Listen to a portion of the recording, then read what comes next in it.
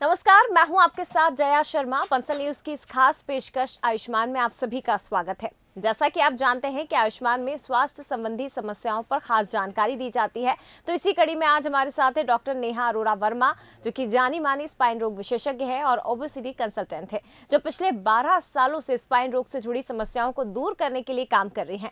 Doctor Neha Arora Verma नमो wellness centre Indore की director हैं, जो सेंट्रल इंडिया का सबसे बड़ा सेंटर है। और डॉक्टर नेहा आज हमारे साथ इस कार्यक्रम में जुड़ी हैं, जो कि आपके तमाम सवालों के जवाब आज देगी। डॉक्टर नेहा, कार्यक्रम में आपका बहुत स्वागत है। Thank you so much Jaya ji. तो चलिए, आज हम बात करने वाले हैं स्पाइन रोग के बारे में और साथ ही आपको बताएंगे उसके उपचार भी। और अगर आपकी भी इससे जुड़ी कोई समस्याएं हैं, कोई सवाल है, तो डॉक्टर नेहा अरोड़ा वर्मा के नमो वेलनेस सेंटर के नंबर्स लगातार आपकी टीवी स्क्रीन पर फ्लैश हो रहे हैं। कार्यक्रम के बाद आप डायरेक्ट डॉक्टर से बात कर सकते हैं, उनसे सलाह ले सकते हैं। तो चलिए कार्यक्रम की शुरुआत करेंगे और सबसे पहला सवाल डॉक्टर नेहा मेरा आपसे यह है, स्पाइन रोग के बारे में आज हम बात करने जा रहे हैं, तो लोगों में किस तरह की स्पाइन से जुड़ी हुई कॉमन समस्याएं अमूमन देखने को मिलती हैं, जिस तरह के पेशेंट को आप हर रोज डील करती होंगी, और वे कौन से कारण हैं जिसके चलते ये समस्याएं पैदा हो रही हैं? जया जी, स्पाइन से संबंधित जो आजकल प्रॉब्लम देखने को मिल रही है वो है स्लिप डिस्क, शाइटिका, चलने में लचक और स्पाइन का टेढ़ापन। खासकर ये देखा गया है कि वर्क फ्रॉम होम के कल्चर के चलते ये समस्या यंग लोगों में काफी बढ़ गई है और इसके साथ साथ इवन स्कूल के बच्चों में या फिर जो हमारे घर की महिलाएं हैं उसमें भी ये समस्या काफी बढ़ गई है, क्योंकि हमारी एक्टिविटी काफी कम हो गई कोविड के बाद से। घरों में रहने लगे, घरों का जो है पूरा एक रूटीन ऐसा हो गया कि हम घरों में बंद गए। उस चक्कर में स्पाइन की समस्या कोविड के बाद से स्पेशली यंग लोगों में भी देखने को मिल रही है। ज्यादातर ये समस्या 60+ को पहले मिलती थी, बट कोविड के बाद इस कल्चर में थोड़ा सा परिवर्तन आया है। लेकिन डॉक्टर नेहा, इस दौरान ध्यान क्या कुछ रखना चाहिए? देखिए, कोविड के बाद से आप जैसा जिक्र कर रही हैं और हमने देखा कि ऑनलाइन क्लासेस, इसके साथ ही वर्क फ्रॉम होम का जो ट्रेंड ज़्यादा बड़ा है, ऐसे में किन बातों का ध्यान हमें रखना चाहिए? सबसे महत्वपूर्ण ये है कि जो ऑफिस जाते हैं, जो डेली वर्कर्स हैं, उन्हें किस तरह का पोस्चर रखना चाहिए, ये भी ज़रा हमारे दर्शकों को बताइए। जया जी, हमारा जो बॉडी है वो इस तरीके से बना है कि हमको उसको चलित रखना है, चलायमान रखना है। अभी क्या होता है, जैसे हम लोग ऑफिस में बैठे हैं या हम लोग कहीं बैठे हुए हैं, बैठ के काम कर रहे हैं, तो वो बॉडी कहीं ना कहीं पे स्टिफ हो जाता है। अगर आप मेरा अभी पोस्चर देखें और मैं इस तरीके से स्लाउच करके दिन भर बैठूंगी तो मेरे स्पाइन के लोअर पोर्शन में काफी लोड आएगा।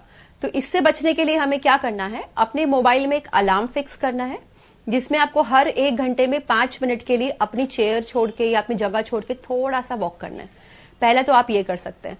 सेकेंडली, हम सबको अपने रूटीन में थोड़ी बहुत वॉकिंग जो है वो चालू करनी चाहिए।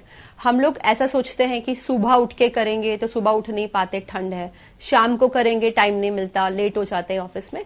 तो मैं हमेशा ये सजेस्ट करती हूँ मेरे पेशेंट को कि आप दिन भर में कभी भी चलिए, चाहे वो खाने के पहले हो चाहे वो खाने के बाद हो, कभी भी आप चलिए। 2 से 3 हजार कदम आपकी दिन भर की टारगेट होनी चाहिए। और इस तरीके से जब आप वॉक करते या खड़े भी होते हैं अपनी पोजीशन से, तो पैरों में ब्लड का सर्कुलेशन बढ़ता है, जो आपके स्पाइन को एक्टिवेट रखने में हेल्प करता है। बिल्कुल, देखिए, ये तो बहुत इंपॉर्टेंट जानकारी आपने डॉक्टर नेहा दी है, क्योंकि जो डेली ऑफिस जाते हैं या घर से ही वर्क फ्रॉम होम कर रहे हैं, तो काफ़ी परेशानियां उनको इस दौरान होती हैं। जो दिन भर ऑनलाइन रहकर काम करते हैं, सिस्टम पर ज़्यादा काम करते हैं, तो काफ़ी परेशानियां उन्हें होती हैं। तो ये उनके लिए बेहद इंपॉर्टेंट जानकारी है जो आपने बताई है कि आप अपने डेली रूटीन में वॉकिंग को ज़रूर शामिल करिए। सुबह अगर उठ सकते हैं तो सुबह उठकर करिए, बहुत अच्छी बात है। लेकिन अगर आप ऑफिस जा रहे हैं तो कोशिश करिए कि ऑफिस अगर पास है तो आप वॉकिंग डिस्टेंस पर है तो आप पैदल ऑफिस जाइए, या शाम को खाने के बाद इसे अपने जीवन में, दिनचर्या में शामिल करिए। तो बहुत ज़्यादा ज़रूरी है कि 24 घंटे के इस रूटीन में आप अपनी डेली लाइफस्टाइल में ज़रूर वॉकिंग को शामिल करिएगा। डॉक्टर नेहा, आपसे मेरा अगला सवाल है, स्पाइन से जुड़ी समस्याएं किस एज ग्रुप में इस वक्त सबसे ज़्यादा देखी जा रही है? क्योंकि हमने दादी नानी को ज़रूर देखा है जिनके घुटनों में दर्द होता है, जिनके बैक में प्रॉब्लम होती है, लेकिन अभी वर्तमान के समय में मैं देखूँ तो ये तो युवाओं को सबसे ज़्यादा प्रॉब्लम हो रही है। तो इसका कारण आप क्या मानती हैं, और आप सबसे ज्यादा किस एज ग्रुप के लोगों को डील करती हैं या पेशेंट को डील करती हैं? जी, मुझे 12 साल हो गए हैं स्पाइन और न्यूरो में काम करते हुए, बट अब जो एज ग्रुप आ रहा है वो 12 साल की उम्र से स्टार्ट हो रहा है। ताज्जुब की बात यह है कि इस टाइम पे तो हमारी बॉडी इतनी एक्टिव होती है कि हमें कोई इश्यू होना ही नहीं चाहिए, बट 12 साल से लेके 26 साल तक की उम्र के बच्चों में ज्यादा देखने को मिल रहा है। और खासकर देखा जा रहा है कि आजकल लोगों में थोड़ा ट्रेंड आ गया है जिम जाने का।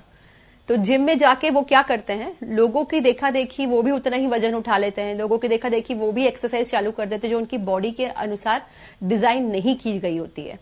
तो ये बड़ा स्ट्रेंज सा एक सिनेरियो है जहां पे हम यंग लोगों में ये देख रहे हैं। इसका मतलब ये है कि आपकी जो रीढ़ की हड्डी है वो आपका इंजन होता है। अगर इतनी कम एज में इंजन में खराबी आती है तो कहीं ना कहीं पे आगे जाके वो बच्चा या वो युवा जरूर से सफर करेगा।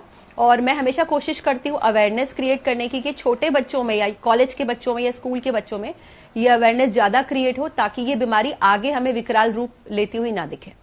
ये तो वाकई में डॉक्टर नेहा स्ट्रेंज है, क्योंकि जैसा मैंने भी जिक्र किया कि दादी नानी को ज़रूर हमने इस परेशानी से जूझते देखा है, युवाओं को भी हम वर्तमान में देख ले, लेकिन बच्चों का जिक्र आप कर रही हैं। स्कूल जाते बच्चे, 12 साल के बच्चों को आप रोज़ाना ऐसे पेशेंट को डील करते हैं जो इस तरह की परेशानी से जूझ रहे हैं। इसका कारण क्या है, इसके पीछे की क्या बड़ी वजह है? मेरा ये मानना है कि जो आजकल के बच्चों का रूटीन है वो कैसा है कि दिन भर स्कूल में रहते हैं, कभी हफ्ते में एक बार स्पोर्ट्स का पीरियड हुआ तो वो खेल लिया, बाकी उनकी आउटडोर एक्टिविटी बिल्कुल खत्म हो गई है। घर आते हैं तो कई बच्चे क्लासेस चले जाते हैं या ट्यूशंस चले जाते हैं या फिर वो अपनी पढ़ाई में लग जाते हैं, मूवमेंट नहीं होता। तो पहला कारण तो ये है। सेकेंडली सबसे मुख्य कारण जो अभी देखने को मिल रहा है वो है न्यूट्रिशन। बच्चों में पानी की कमी काफी पाई जा रही है, बच्चे पानी नहीं पीते हैं। उस चक्कर में क्या होता है, सबसे पहले आपकी जो स्पाइन की मसल्स है, जो बिग मसल्स होती है आपकी बॉडी की, उनके अंदर आपको प्रॉब्लम मिलने लग जाती है। तीसरा सबसे मुख्य कारण है खाने में प्रोटीन की कमी। तो कहीं ना कहीं जब ये तीनों चीजें मिलती है ना जया जी, तो बच्चों में ये ज्यादा देखने को मिल रहा है। प्रिवेंशन के लिए एक न्यूट्रिशनल काउंसलिंग होनी चाहिए बच्चों की, और साथ में 15 से 20 मिनट का एक्सरसाइज का सेशन पेरेंट्स को मस्ट करना चाहिए, जहां पे बच्चा थोड़ा बहुत रूटीन एक्टिविटी करे बैठक के अलावा। ये तो बेहद ज़रूरी है डॉक्टर नेहा, क्योंकि इस वक्त तमाम पेरेंट्स भी जो आपको सुन रहे हैं, ये उनके लिए बहुत इंपॉर्टेंट है जानना कि अगर उनके बच्चों में भी इस तरह की समस्याएं हैं तो आखिर उसका कारण क्या है। उस जड़ तक पहुंचना बहुत ज़रूरी है और उस जड़ को या उस बीमारी को जड़ से हटाना बहुत ज़्यादा ज़रूरी है। तो मैं चाहूँगी कि आप इसके पीछे की वजह तो आपने बता दी है, लेकिन इसका हल भी बताइए, क्योंकि जो बच्चे स्कूल जाते हैं उनके पेरेंट्स भी जाहिर तौर पर चिंतित होते हैं। बच्चों के बैठने का पोस्चर हम जानते हैं कि किस तरह से वो बैठते हैं, क्लासेस में कोई प्रॉपर नहीं होता, मस्ती करते हुए इधर बैठना उधर बैठना। तो ऐसे में क्या ध्यान बच्चों को भी रखना चाहिए, टीचर को रखना चाहिए और पेरेंट्स को रखना चाहिए, ये भी जरा बताइए। जी, स्कूलों में कल्चर पहले जो था जब हम छोटे थे, 10 मिनट का सुबह स्ट्रेचिंग या पीटी हुआ करता था, जो आजकल बंद हो गया है। मैं काफी स्कूलों में बात करती हूँ, मैं अपने बेटे के स्कूल में भी देखती हूँ। तो एक कल्चर जो हमें डेवलप करना चाहिए वो ये है कि जब आपका असेंबली खत्म होता है, जब बच्चे क्लास में जाते हैं, तो 10 मिनट के लिए उनको वहां पे स्ट्रेचिंग कराई जाए। अगर ऐसा टीचर्स कर सकते हैं तो बहुत ही अच्छी बात है। नहीं तो हमें भी अपने बच्चों को ये बताना है कि बेटा जब आपका 2 पीरियड या 1 पीरियड खत्म होता है तब आप 5 मिनट्स के लिए उस जगह को छोड़ दो। छोटे बच्चों को थोड़ा बताना मुश्किल होता है, बट हाँ 5th क्लास 6th क्लास के बाद के बच्चों को समझ में आती है, and they are quite active also. साथ साथ में बीच बीच में पानी का पीने का सेवन जरूर करना चाहिए, क्योंकि मैं देखती हूँ, इनफैक्ट कई बार मैं अपने घर में भी देखती हूँ कि बच्चा पूरी की पूरी बॉटल वापस लेके आ रहा है। तो स्कूलों में भी ये जरूर से इन्फोर्स करा जाना चाहिए कि आपका 1 से 1.5 लीटर पानी बच्चे का दिन भर में हो। एक्टिविटी के हिसाब से बच्चों की बॉडी बहुत फ्लेक्सिबल होती है। कोई भी एक्टिविटी वो स्कूल में करते हैं, भले ही वो 15 मिनट की हो, 10 मिनट की हो, 5 मिनट की हो, उन सब में उनकी सारी मसल्स एंगेज होंगी। तो ये कुछ चीजें हैं जो हमको बच्चों के साथ या टीचर्स के साथ या इनफैक्ट पेरेंट्स के साथ कोऑर्डिनेट करना चाहिए। सेकेंडली, जब बच्चा मान लीजिए स्कूल में ये नहीं हो पा रहा है, जब बच्चा घर पे आ रहा है तो 10 मिनट के लिए आप जरूर ये कोशिश कीजिए कि आपका बच्चा कोई ना कोई एक्टिविटी में इन्वॉल्व हो। से फॉर एग्जाम्पल वो सूर्य नमस्कार ही कर रहा हो, या वो सिर्फ नीचे बैठ के बटरफ्लाई पोज ही कर रहा हो। कोई भी ऐसी चीज जहां पे वो इंगेज हो रहा हो, जहां पे उसकी कोर मसल्स मतलब abdominal muscles, spine muscles engage हो रही हो, ऐसी एक्टिविटी हम सिर्फ 10 मिनट निकाल के भी बच्चे को दिन भर में करा सकते हैं। And very easy asanas are there, very easy exercises are there, जो बच्चे मस्ती करते करते भी करते हैं, and they enjoy it and they still try to prevent that kind of back pain. दूसरा, स्कूल के जो बैग्स है दे आर क्वाइट हैवी। बहुत सारे स्कूल्स में बैगलेस कल्चर आ गया है, बट सब स्कूल्स में ऐसा नहीं है, तो सारे पीरियड्स की बुक बच्चे लेके जाते हैं स्कूल में, तो वो बैग हम भी उठाते हैं तो हमें भी लगता है यार भारी है, और वो बैग बच्चा क्लास तक लेके जाता है, क्लास से वापस लाता है। तो स्कूलों में थोड़ा सा बैग्स या बुक्स का कल्चर ऐसा होना चाहिए कि वहीं पे वो लोग प्रोवाइड करें, तो हमारे बच्चों का आने वाला फ्यूचर काफी हद तक सुरक्षित हो सकता है। जया जी बिल्कुल, देखिए लेकिन ये पेरेंट्स के लिए जानना बेहद ज़रूरी है, क्योंकि जाहिर तौर पर बच्चों को नहीं समझ में आएगा कि उन्हें अपनी डाइट में क्या लेना है, क्या खाना है, कितना पानी पीना है। इसलिए अगर आप पेरेंट्स हैं तो ये आपके लिए जानना बहुत ज़रूरी है कि आपके बच्चे का न्यूट्रिशन कैसा होना चाहिए, आपको उसको क्या खिलाना है, और पानी का ज़रूर ध्यान रखें। जैसे कि डॉक्टर नेहा वर्मा कह रही हैं कि अपने बच्चे की डाइट पर, उसके खान पान पर आपको प्रॉपर ध्यान देना ज़रूरी है, ताकि आगे चलकर इस तरह की परेशानी से वो कहीं ना कहीं ग्रसित ना हो। आगे बढ़ूंगी डॉक्टर नेहा, मेरा सवाल आपसे अगला जो है वो महिलाओं से जुड़ा हुआ है। आजकल हम देख रहे हैं महिलाओं में भी घुटनों का दर्द और जोड़ों का दर्द, ये समस्या बहुत ज़्यादा बढ़ रही है।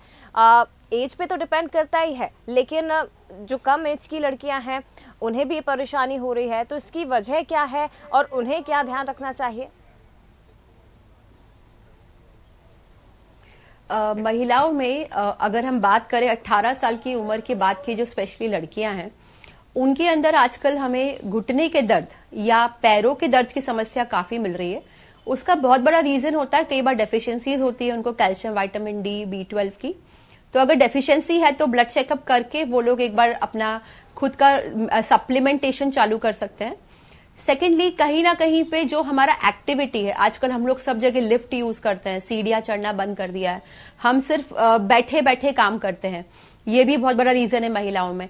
सेकेंडली, महिलाओं में सबसे बड़ा जो न्यूट्रिशनल डेफिशिएंसी हमें देखने को मिलता है वो ये होता है कि वो घर का बचा कुचा खाना खा लेती हैं, उनका खुद का एक बैलेंस डाइट होता ही नहीं है।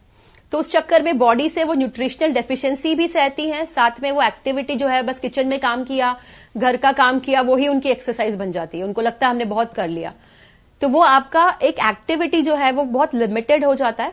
तीसरी चीज, लैक ऑफ स्लीप।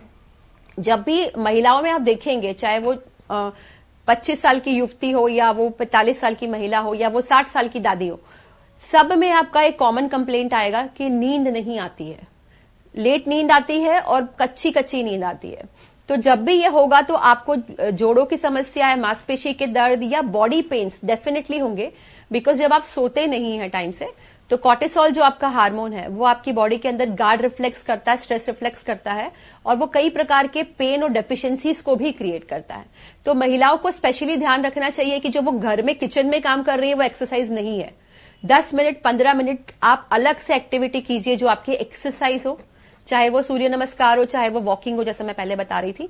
सेकेंडली, उनको एक बैलेंस फूड खाना, ये नहीं कि खत्म करना है तो ये खा लिया, जो बचा को चाहे वो खा लिया, या कुछ ओवर ईटिंग कर ली कि हाँ ये खराब हो जाएगा, ये नहीं करना है। घर की महिला सबसे हेल्दी होनी चाहिए। महिला को अपनी बैलेंस डाइट एक स्पेशली 18 साल की उम्र के बाद एक बैलेंस डाइट को मेंटेन करना आना चाहिए, जिसमें प्रोटीन रिच फूड होगा।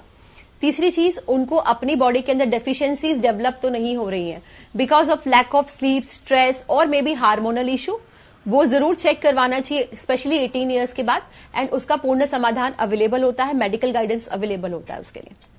डॉक्टर नेहा, जिस बात का आपने जिक्र किया, ये तो अमूमन हर मिडिल क्लास फैमिली में होता ही है, जिसमें महिलाएं या हमारी मम्मी बोलती हैं कि हमने घर के काम कर लिया, हमारी प्रॉपर एक्सरसाइज हो गई, अब हमें बाहर एक्सरसाइज करने की ज़रूरत नहीं है क्योंकि हमने झाड़ू भी लगा लिया, पोछा भी लगा लिया, और उसके कारण जो परेशानी है फिर वो आगे चलकर और ज़्यादा बढ़ जाती है। तो इसलिए तमाम मम्मी जो इस वक्त सुन रही हैं वो ध्यान दें कि आप घर के काम पर आजकल कहाँ झाड़ू पोछा लगाते हैं जया जी, आजकल तो सब चीज के लिए मेड होती है, तो वो एक्टिविटी भी खत्म हो गई उनकी। एग्जैक्टली पर मिडिल क्लास फैमिली में तो ये भी होने लगा है ना मैम के इस तरह की परेशानी होती है। तो तमाम महिलाएं और मम्मियां देख रही हैं वो जरूर डॉक्टर नेहा को आज ध्यान से सुनिएगा, और जो गलतफहमी आपने पाल के रखी है उसे जरा दूर कर दीजिए और एक्सरसाइज शुरू करिएगा। डॉक्टर नेहा, अगला सवाल मेरा आपसे यह है, नमो वेलनेस सेंटर की मैं बात करूंगी, तो यहाँ पर ट्रीटमेंट ऑप्शन किस तरह के अवेलेबल हैं? साथ ही अगर हम स्पाइन रोग की बात करें तो क्या स्पाइन रोग से जुड़ा हुआ जो भी प्रॉब्लम होता है उसमें क्या सर्जरी ही एक लास्ट ऑप्शन होता है? जया जी, मेरा तो ये मानना होता है, नमो पे हम लोग स्क्रीनिंग करते हैं कि मान लीजिए आपको कोई स्पाइन प्रॉब्लम शुरू हो रही है तो हम उसको पहले ही स्क्रीन कर लेते हैं कि ये आपका बॉडी के अंदर डिसबैलेंस या इम्बैलेंस क्रिएट हो रहा है। तो पहला हमारा क्राइटेरिया होता है कि बीमारी को डेवलप ही ना होने दें, बट कैसे मालूम पड़ेगा ये? अगर आपको कोई भी प्रकार का वेक पेन है या थकान लगती है या आपको ऐसा लगता है कि सुबह उठ के एनर्जी नहीं है, तो ये हो सकते हैं आपके न्यूरो के सिम्टम्स। तो यहीं पे हम पेशेंट को अवेयरनेस क्रिएट करते हैं और हम स्क्रीन कर लेते हैं। अब मान लीजिए कोई स्लिप डिस्क लेके या प्रॉब्लम लेके आया हमारे पास में, तो उसमें भी हम लोग ग्रेड्स चेक करते हैं। हमारा जो सिस्टम है वो थ्री डायमेंशनल सिस्टम है। इसका मतलब है कि आपकी चलायमान स्थिति में स्पाइन का प्रॉब्लम डायग्नोस होना। फॉर एग्जाम्पल, जब आप एमआरआई कराते हैं तो वो लेट के होती है, और किसी को भी लेट के पेन नहीं होता है। पेन होता है बैठने में, बैठ के खड़े होने में, चलने में, या आपके पैरों पे वेट देने में। तो हमारे पास जो 3D सिस्टम है उसमें चारों पोजीशन जो आपके स्पाइन की चलायमान है, उसमें हम लोग उसको स्क्रीन करते हैं पेशेंट को, और वहीं पे ही उसी स्थिति में उसकी गद्दी, नस, मांसपेशी, हड्डी, जो भी जुड़ी समस्या मिलती है उसका वहीं पे समाधान किया जाता है। और 90% केसेस में यकीन मानिए सर्जरी की जरूरत नहीं पड़ती है।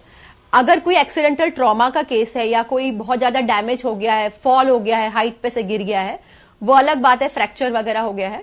बाकी 90% स्पाइन के केसेस, ये इवन स्पाइन सर्जन्स भी बोलते हैं कि जरूरत नहीं होती है, क्योंकि 90% केसेस पोस्चरल होते हैं, मतलब मस्कुलर या लाइफस्टाइल से संबंधित होते हैं, जो नमो वेलनेस पे स्क्रीन करके प्रॉपर ट्रीटमेंट द्वारा, इनफैक्ट लेजर पद्धति द्वारा उसको पूरी तरीके से रिकवर किया जा सकता है।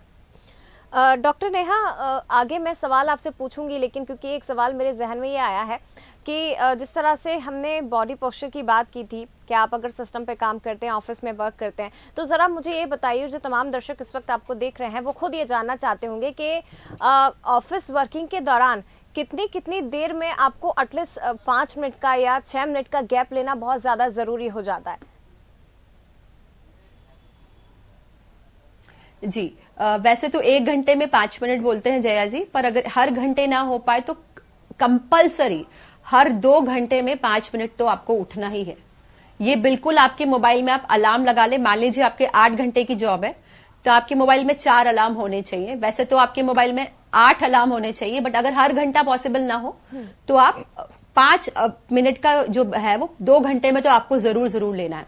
सेकेंडली, अगर आप जगह छोड़ के ना जा पाए तो आप खड़े हो जाइए उस जगह पे। खड़े होके आप जब वॉक स्टार्ट करते हैं, स्टैटिक वॉकिंग जिसको बोलते हैं, that will also be sufficient. तो उसमें मात्र 2 मिनट लगते हैं। तो हर 2 घंटे में 1 अलार्म आपके उसमें होना चाहिए।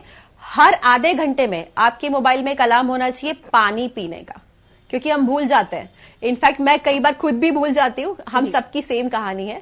बट हर आधे घंटे में जब मोबाइल का अलार्म बजता है तो मैं 2 सिप 4 सिप पानी लेती हूँ। ये मैंने कंपलसरी किया हुआ है और मेरे सारे पेशेंट्स को भी मैं यही फॉलो करवाती हूँ।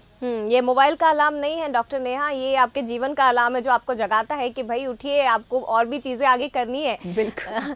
अगला सवाल मेरा आपसे है डॉक्टर नेहा वर्मा, मोटापे को लेके, क्योंकि जिसका वेट ज्यादा होता है उसको बहुत सी परेशानियां होती हैं, तो ऐसे में मैं आपसे समझना चाहूंगी कि आज की लाइफस्टाइल में मोटापा क्योंकि एक बहुत बड़ी समस्या है, तो क्या मोटापा भी स्पाइन की समस्याओं को बढ़ावा देता है? और नमो वेलनेस सेंटर पर इससे लेकर क्या कुछ सुविधाएं उपलब्ध हैं, क्या कुछ प्रोवाइड करवाया जाता है? जी देखिए, वैसे मेरा बैकग्राउंड न्यूरो का है, बट ये मैंने बहुत कॉमनली देखा है कि जिनको भी स्पाइन से संबंधित समस्या है उनका जो बेली है वो काफी बड़ा हो जाता है, उनका वेट काफी गेन हो जाता है, क्योंकि वो चल फिरना बंद कर देते हैं।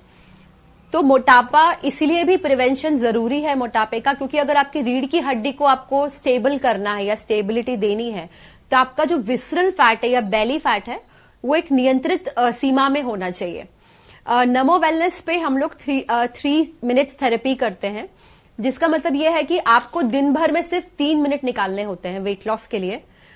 उसके लिए आपको हमसे 1-to-1 मिलना होता है, क्योंकि 3 मिनट्स में घर पे तो पेशेंट ज्यादा कुछ कर नहीं सकते हैं, बट 3 मिनट्स थेरेपी द्वारा हम 1 महीने में लगभग 10 किलो तक का वेट लूज करवा देते हैं पेशेंट को। उसके 2 फायदे होते हैं। पहला तो वो जब वेट लूज करता है तो उसके बॉडी के पेन काफी कम हो जाते हैं। दूसरा, जिस रीढ़ की हड्डी को हम लोग बचाना चाह रहे हैं उसके अंदर एक नया जीवन चला जाता है, क्योंकि जब आपका विसरल फैट या बेली फैट कम होगा तो आपके स्पाइन को सांस लेने को जगह मिलेगी, उनकी मसल्स को कॉन्ट्रैक्ट और रिलैक्स करने के लिए जगह मिलेगी। तो नमो वेलनेस पे न्यूरो के साथ साथ ओबेसिटी के almost 32 types of weight loss treatment available है जया जी। बिल्कुल, देखिए ये तो नमो वेलनेस सेंटर की बात हो गई, लेकिन अगर हम डाइट की बात करें डॉक्टर नेहा, तो इस बदलते दौर में अनबैलेंस डाइट जो है वो मोटापे की किस तरह से एक बड़ी वजह बनती जा रही है, और आप क्या कहेंगे उन लोगों को जो कि जिनका लाइफस्टाइल फिक्स नहीं होता है, कभी घर का खाना कभी बाहर का खाना, जो कि एक बहुत बड़ी वजह माना जाता है मोटापे की? जी, आप खाने का जो एक पोर्शन रखें, मैं हमेशा मैजिक थाली की बात करती हूँ। तो मान लीजिए आप घर पे हैं चाहे बाहर है, आपकी मैजिक थाली में 2/3 जो है वो सैलेड और सूप होना चाहिए। तो वो अगर आप बाहर है तो भी आपको मिल सकता है, या आप अपने ऑफिस में कैरी कर सकते हैं, कुकुम्बर कैरी कर सकते हैं, गाजर कैरी कर सकते हैं, चुकंदर कैरी कर सकते हैं। तो 2/3 जो आपका खाना होगा मैजिक प्लेट में, वो आपका सैलेड होगा, सूप होगा। 1/3 आपका प्रोटीन होगा, जो हमारी दालों में या पनीर में या चिकन, एग, फिश, इन सब चीजों में मिलता है, सोयाबीन में मिलता है। और फिर 1/3 कार्बोहाइड्रेट होगा। जब ऐसी थाली होगी तो सबका फूड बैलेंस होगा।